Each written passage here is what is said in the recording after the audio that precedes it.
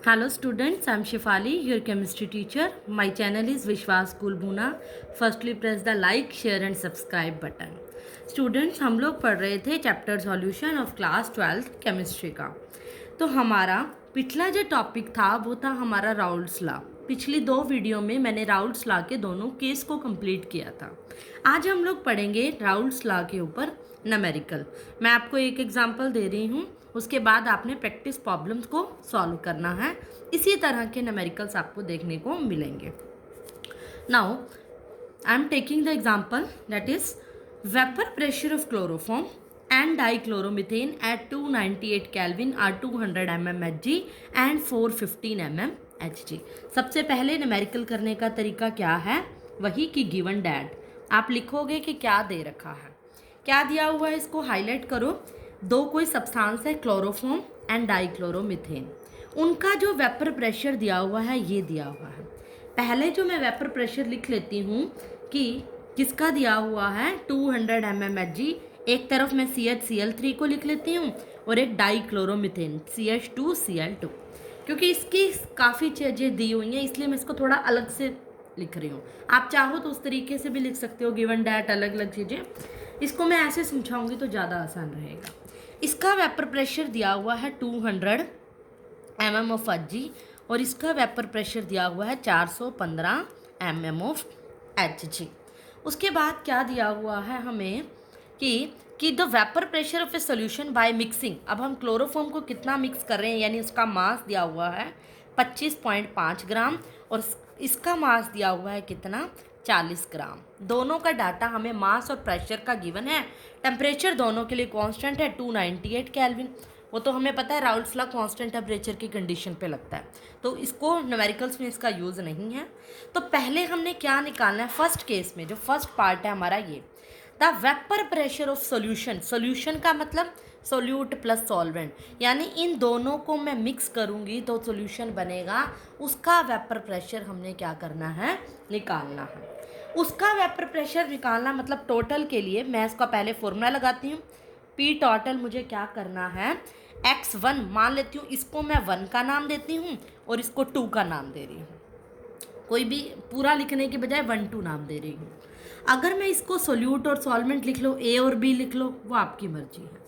अगर मैं इसको 1 का मोल फ्रैक्शन, मुझे पता है प्रेशर का क्या फॉर्मूला होता है, राउल्ट्स लॉ क्या कहता है हमें पता है, P is equals to P naught और X। तो मैं डायरेक्ट राउल्ट्स लॉ लगाकर इस फॉर्मूले को फोकस कर डायरेक्ट लिख रही हूँ। तो फॉर्मूले में लिखेंगे x1 पी नोट ये किसका आएगा x1 का, plus x2 P note, x2 यानी इस केस का और इसी का क्या होगा पी नोट यानी प्रेशर। तो वो हम कैसे करेंगे, x1 पहले हम क्या निकालेंगे, इसका x1 निकालेंगे, मोल्स चाहिए मुझे, पी नोट मुझे प्रेशर भी चाहिए। पी नोट जो हमें स्टार्टिंग में दे रखा था वो क्या था, एक पी नोट ही था, क्योंकि स्टार्टिंग है प्योर है, जब हमने कुछ मिक्स ही नहीं किया तो वो कौन सा प्रेशर होगा उसका, प्योर स्टेट का, क्योंकि हमने कुछ मिक्स ही नहीं किया, प्योर स्टेट का प्रेशर था। अब हम पी नोट हमारे पास गिवन है, लेकिन मुझे पहले क्या निकालना पड़ेगा, x1 और x2। x1 और x2 मतलब मोल फ्रैक्शन। मोल फ्रैक्शन का मुझे फॉर्मूला पता है, क्या, नंबर ऑफ मोल्स जिसकी निकालनी है उसकी ऊपर बाय में टोटल की। यहाँ पर 1 यानी क्लोरोफॉर्म की निकाल रही हूँ मैं। क्लोरोफॉर्म के नंबर ऑफ मोल्स मुझे निकालने पड़ेंगे, दोनों के निकाल लेती हूँ। नंबर ऑफ मोल्स का फॉर्मूला होता है गिवन मास बाय में मोलर मास। गिवन मास मुझे कितना गिवन है 25.5 और मोलर मास मुझे क्या है इसके फॉर्मूले से निकालूंगी। मोलर मास इसके फॉर्मूले से C का प्लस H का प्लस 3 क्लोरीन का मिक्स करके जो वैल्यू आएगी मोलर मास की 119.5 ग्राम पर मोल आएगी, मैंने डायरेक्टली लिख ली। और इसका जो मोलर मास आएगा वो आएगा 85 ग्राम पर मोल, ये आप इससे कैलकुलेट कर सकते हो। गिवन मास 25.5, मोलर मास 119.5, दोनों को डिवाइड करके नंबर ऑफ मोल्स आ जाएंगे। नंबर ऑफ मोल्स में कैलकुलेट करके बता रही हूँ 0.213 मोल आएगा। इसी तरह N2 की वैल्यू निकाली जाएगी। सिमिलरली N2 आएगा गिवन मास बाय में मोलर मास। गिवन मास कितना है, हमें कितना दिया हुआ था इसका मोलर मास 40, बाय में मोलर कितना है 85, डिवाइड करके इसके नंबर ऑफ मोल्स आ जाएंगे, वो आएंगे 0.470, ये आ जाएंगे इसके नंबर ऑफ मोल्स। कैलकुलेशन है डायरेक्टली, नंबर ऑफ मोल्स आ गई, अब इसमें पुट करके मोल फ्रैक्शन निकाल लोगे। मैं आपको डायरेक्ट बता देती हूँ क्योंकि आपको मोल फ्रैक्शन में कंसंट्रेशन टर्म्स में बता चुकी हूँ। x1 बता देती हूँ, x1 क्या होगा n1 0.213 बाय में दोनों का टोटल, टोटल क्या है दिस और दिस 0.213 प्लस 0.470। जब हम सॉल्व करेंगे तो x1 जो हमारा आएगा मोल फ्रैक्शन मतलब क्लोरोफॉर्म की जो मोल फ्रैक्शन आएगी वो 0.312 आएगी, ये हमारी वैल्यू आ गई, यानी x1 की वैल्यू आ गई। चाहो तो इसी फॉर्मूले में पुट करके x2 की निकाल लो, या फिर मैंने आपको एक और तरीका बताया था कि दोनों का जो सम होता है वो 1 होता है। अगर x2 निकालना है तो 1 माइनस x1 करेंगे हम, अगर मीन्स हमें x2 निकालना है तो 1 में से ये वैल्यू माइनस कर देंगे तो x2 आ जाएगी। मतलब अब मैं यहाँ डायरेक्ट पुट कर दूंगी, ये सब कैलकुलेशन आप कर सकते हो। x1 की जो वैल्यू मैं पुट करूँगी मोल फ्रैक्शन की वो क्या होगी, देखो x1 यानी कि मोल फ्रैक्शन जो होगा हमारा, मोल फ्रैक्शन क्या होगा जो हमने अभी निकाला है, क्या निकाला है फर्स्ट केस में 0.312, पी नोट उसका pressure, pressure P node first case का प्रेशर कितना गिवन था ये वाला 200, प्लस x2 मैंने अभी बताया, ये आप कैलकुलेट कर सकते हो। x2 की जो वैल्यू आएगी हमारी सॉल्व करके वो क्या आएगी 0.688 इंटू पी नोट इसका प्रेशर यानी वो कितना दिया हुआ है 415। सॉल्व करूँगी इन दोनों को मल्टीप्लाई, इन दोनों को सॉल्व करके ऐड करके जो मेरा प्रेशर आएगा वो जो वैल्यू होगी 347.9 mm। कैलकुलेशन मैंने आपको डायरेक्ट बता दी, आप भी कर सकते हैं। ये हमारा हो गया फर्स्ट पार्ट, ये था टोटल अलग अलग करके टोटल कर लो या आपकी मर्जी है, दो अलग अलग केस कर लो फिर टोटल कर लो, या मैंने आपको डायरेक्ट बता दिया। उसके बाद है सेकंड पार्ट हमारा, इसमें क्या निकालनी है mole fraction of each component in vapour phase. गलती बच्चे यहीं करते हैं, क्या है हमने क्या कहा कि मोल फ्रैक्शन जो निकालनी है वेपर फेज में निकालनी है। अब आप कहोगे हमने यहाँ तो मोल फ्रैक्शन निकाली थी, क्यों ये मोल फ्रैक्शन क्यों नहीं यूज़ की, वो जो मोल फ्रैक्शन थी वो सिंपल मोल फ्रैक्शन थी, हमने जो मोल फ्रैक्शन निकालनी है वो वेपर फेज में निकालनी है। वेपर फेज का मतलब रोल्स लॉ को अप्लाई करते, जैसे मैं रोल्स लॉ लगा रही हूँ तो हमारा फर्स्ट रोल्स लॉ इस तरह से मान लो फर्स्ट केस के ऊपर लगाया, तो यहाँ से जो मोल फ्रैक्शन निकलेगी x1 की value P1 by P note, ये जो वैल्यू होगी ये किसकी होगी mole fraction in vapour phase, तो ये वैल्यू आपको निकालनी है। इज दैट क्लियर, ये पॉइंट आपको फोकस करना है, ना कि पीछे से मोल फ्रैक्शन जो आपने डायरेक्ट निकाली नंबर ऑफ मोल्स वाली वो वैल्यू लिखनी है। इस केस में आपको वेपर फेज वाली लिखनी है। P1 की वैल्यू क्या होएगी, प्रेशर P1 क्लोरोफॉर्म का प्रेशर, वो आपको कैसे पता चलेगा, क्लोरोफॉर्म का प्रेशर आप यहाँ से उठाओगे, देखो यहाँ पर इस पर फोकस करो इस फॉर्मूले पे। इसमें मैंने क्या कहा था, ये फर्स्ट केस का है ये सेकंड केस का, अगर मैं फॉर्मूला लगाऊं तो ये यही था ना, ये P1 था और ये क्या था हमारा P2 था। इसको बड़े अच्छे से देखना है, स्टॉप करके पॉज करके वीडियो को, तभी अच्छे से समझ आएगा। यानी कि आप इस तरह से भी लिख सकते हो, मैं दोबारा लिख देती हूँ, P1 is equals to x1 P naught, x1 P naught मैंने यहाँ सॉल्व किया था, इन दोनों की कैलकुलेशन लिखनी है। मैं आपको डायरेक्टली बता देती हूँ, इन दोनों की x1 और P नोट की जो वैल्यू आएगी यहाँ पर क्या आएगी 62.4 आएगी P1 की वैल्यू। इसी तरह इन दोनों की जो वैल्यू आएगी वो जो वैल्यू आएगी मल्टीप्लाई करके वो आपको मिलेगी 285.5। तो ये हमारा P1 हो गया और ये P2 हो गया।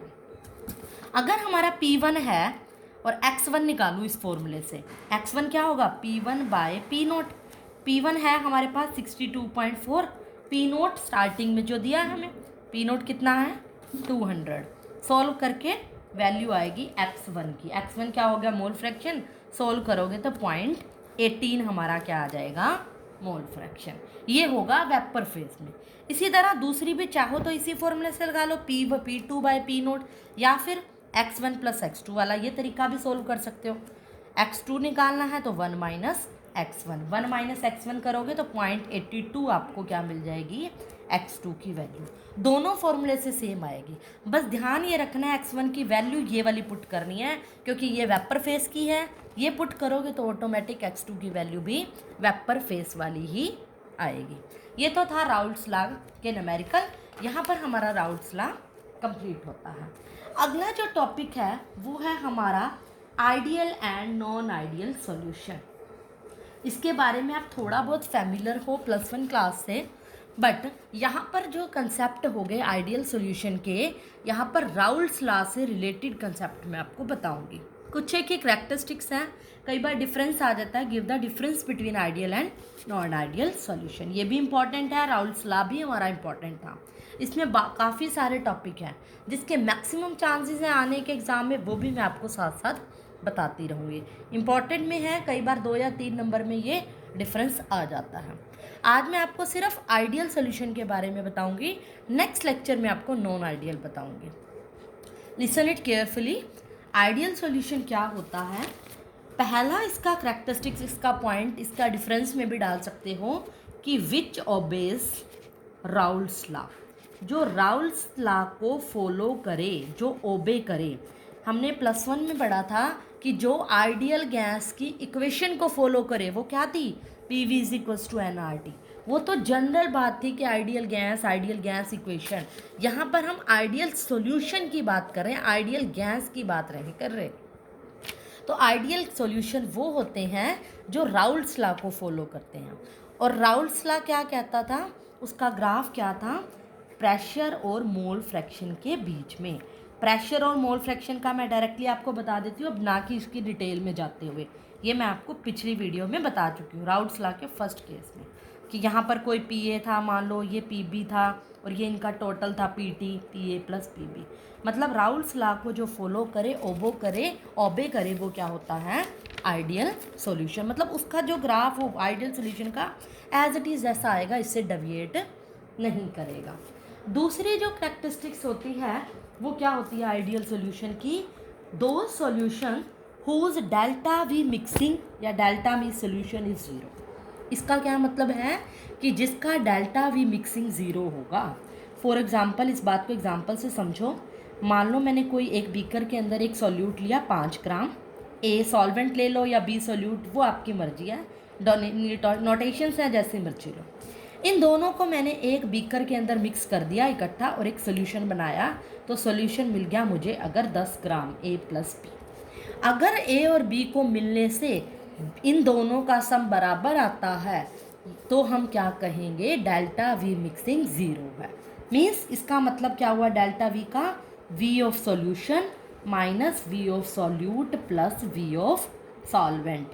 अगर इसका सम 0 है, सॉल्यूशन कितना बना 10, सॉल्यूट कितना लिया 5, ये कितना था 5, 10 - 10 क्या हो गया 0। अगर डेल्टा वी मिक्सिंग 0 आ रहा है तो जो हमारा सॉल्यूशन होगा वो कैसा होगा, आइडियल सॉल्यूशन। नेक्स्ट कैरेक्टरिस्टिक्स इसकी कहती है कि अगर डेल्टा H मिक्सिंग 0 आता है, डेल्टा H को मैंने थर्मोडायनेमिक्स में +1 क्लास में बताया था, it is the enthalpy change which energy released और absorbed during a chemical reaction. किसी केमिकल रिएक्शन में जो एनर्जी रिलीज्ड हो रही है या एब्जॉर्ब हो रही है उसको हम क्या कहते हैं, डेल्टा H। मैं आपको एक एग्जांपल से समझाती हूँ। मान लो किसी को आपने मिक्स किया AA, कोई सॉल्यूट के पार्टिकल्स हैं, BB, और हमें पता है कोई बॉन्ड बनने में हमें क्या पड़ता है, बाहर से एनर्जी देनी पड़ती है। मान लो मैंने इसको बॉन्ड बनाने में एनर्जी दी 10 जूल, इसको बनाने में BB का बॉन्ड बनाने में एनर्जी दी 10। दोनों को मिलकर जो पार्टिकल बना AB + AB, दो ही पार्टिकल्स बनेंगे ना बैलेंस होके। यहाँ पर भी 10 + 10 टोटल होगी 20। सेम डेल्टा H का फॉर्मूला, इसका टोटल का 10 + 10 - 10 + 10, प्रोडक्ट माइनस रिएक्टेंट क्या आ गया 0। अगर डेल्टा H मिक्सिंग 0 आता है तो हम क्या कहेंगे कि ये आइडियल गैस की इक्वेशन को, आइडियल सॉल्यूशन को क्या करता है, ओबे करता है। वो सॉल्यूशन आइडियल सॉल्यूशन है जिसका डेल्टा H मिक्सिंग 0 है। नेक्स्ट पॉइंट इसका कहता है कि A और A की इंटरेक्शन, फोर्स ऑफ अट्रैक्शंस की बात कर रही हूँ, A interactions and B interaction, जो फोर्स इंटरेक्शंस होती है, इफ़ इज इक्वल्स टू, ये इक्वल हो A B force of interactions के, तब क्या होगा सोल्यूशन, आइडियल सोल्यूशन होगा। मीन्स मान लो कोई ए मोलिक्यूल्स है, इनके बीच की कोई फोर्स ऑफ अट्रैक्शन है, ए और ए से मिलकर बन रहा है, और बी की फोर्स ऑफ अट्रैक्शन है, बी और बी से मिलकर बन रहा है। इन दोनों की फोर्स ऑफ अट्रैक्शन ए और बी, इन दोनों से मिलकर बनने वाला जो सॉल्यूशन तैयार होगा उसकी फोर्स ऑफ अट्रैक्शन इक्वल है। अगर इसमें वैन डर वाल है, दोनों में मिक्स हो रही है, तो फोर्स ऑफ अट्रैक्शन क्या होगी, इक्वल होगी। तो हम क्या कहेंगे, ए कोई सॉल्वेंट हो सकता है, बी कोई सोल्यूट हो सकता है। मतलब सोल्यूट सॉल्वेंट की फोर्स ऑफ अट्रैक्शन अगर सॉल्यूशन से मिलने वाले मॉलिक्यूल्स के फोर्स ऑफ अट्रैक्शन के बराबर है, तो सॉल्यूशन क्या होगा हमारा, आइडियल सॉल्यूशन। लास्ट पॉइंट क्या कहता है हमारा, पी थ्योरेटिकल वैल्यू जो होगी पी ऑब्जर्व्ड वैल्यू के अगर बराबर है, ऑब्जर्व्ड वैल्यू के बराबर है। पी थ्योरेटिकल वैल्यू होती है जो हमने राउल्ट्स लॉ के फर्स्ट केस में पी टोटल निकाला था। मैंने आपको बताया था P A plus P B, फिर दोनों की वैल्यू पुट की थी, P nought X A plus P nought X B, फिर सॉल्व करा था पी टोटल। ये जो वैल्यू होगी थ्योरेटिकल वैल्यू, ये जो वैल्यू है ऑब्जर्व्ड वैल्यू के बराबर है। ऑब्जर्व्ड वैल्यू मतलब जो प्रेशर की बैरोमीटर इंस्ट्रूमेंट वगैरह से, स्केल वगैरह से मापी जाएगी। अगर दोनों वैल्यू बराबर आ रही है, उनमें डिफरेंस नहीं आ रहा, तो जो हमारा सोल्यूशन होगा वो कैसा होगा, आइडियल सोल्यूशन। इन पॉइंट्स को बड़े अच्छे से फोकस करना है। 5 मेन पॉइंट हैं, अगर ये क्लियर होंगे तभी नॉन आइडियल सोल्यूशन समझ में आएगा। तो इस वीडियो को अच्छे से देखें, फटाफट से स्क्रीनशॉट लें और नोट्स बनाएं। That's all for today.